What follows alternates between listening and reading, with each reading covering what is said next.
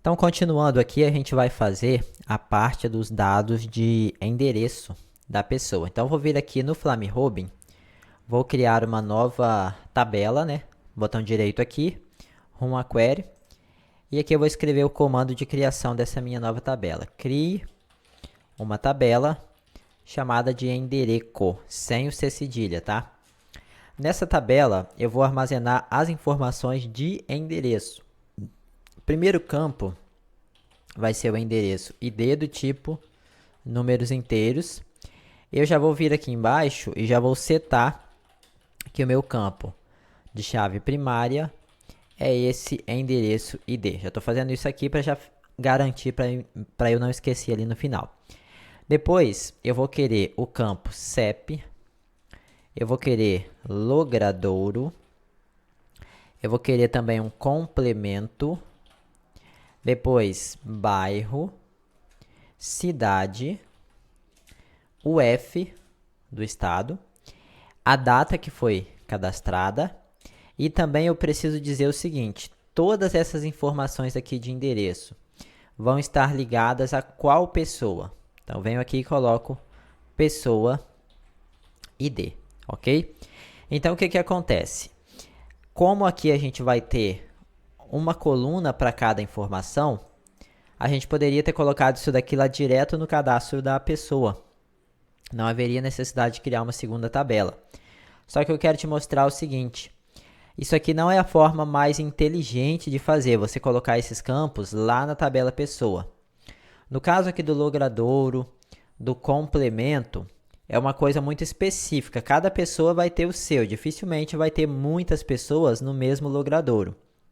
Agora o bairro, a cidade e esse UF vai ter muitas e muitas e muitas e muitas pessoas cadastradas no sistema, se você tiver um fluxo muito grande, que moram na mesma cidade. Então, é mais interessante se falando de programação, né, bem estruturada, de banco de dados e tal, você criar uma tabela externa para o bairro e uma tabela externa para a cidade. Eu já vi bancos de dados que tem tabela externa para logradouro, para complemento, para UF. Só que assim, não é o... Eu vou te ensinar a fazer com o bairro e com a cidade, e você faz com quais você quiser, para poder, senão eu vou ficar muito tempo mostrando uma coisa aqui que vai ser muito repetitiva.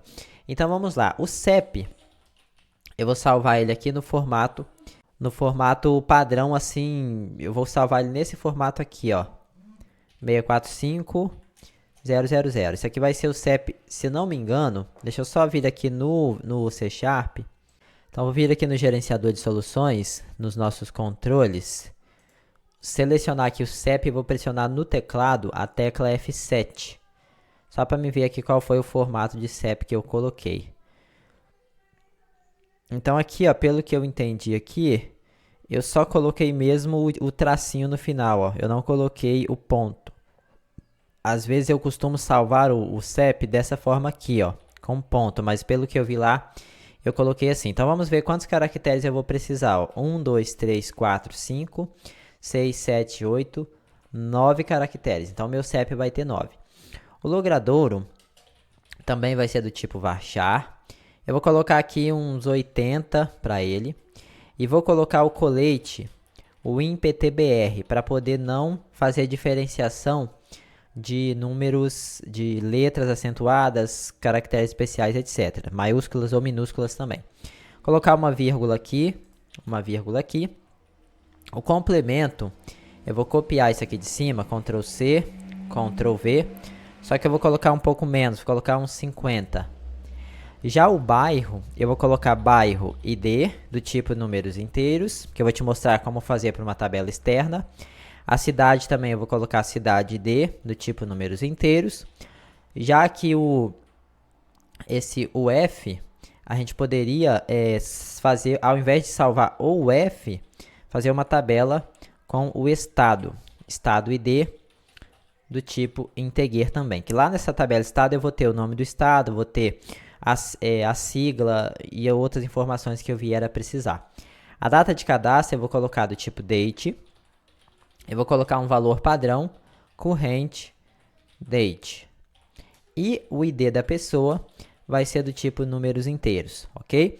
Então a gente vai criar ainda 3 tabelas: bairro, cidade, estado, certo? Então, com todos os campos criados, você pode colocar mais campos se você quiser, tá? Eu vou colocar esses para não ficar muito longa a aula. Vou dar aqui um F4, um F5. Então, é importante que eu venha aqui na minha tabela agora, ó, tabela endereço, dá 2 cliques nela, venha no campo endereço, clique na lupinha aqui, marco criar um novo generator, criar uma nova trigger, executar e dou um F5 para poder confirmar. Dessa forma, então, a tabela endereço ela já está pronta para ser utilizada. Próxima aula, então, a gente vai criar aqui essas 3 tabelinhas aqui.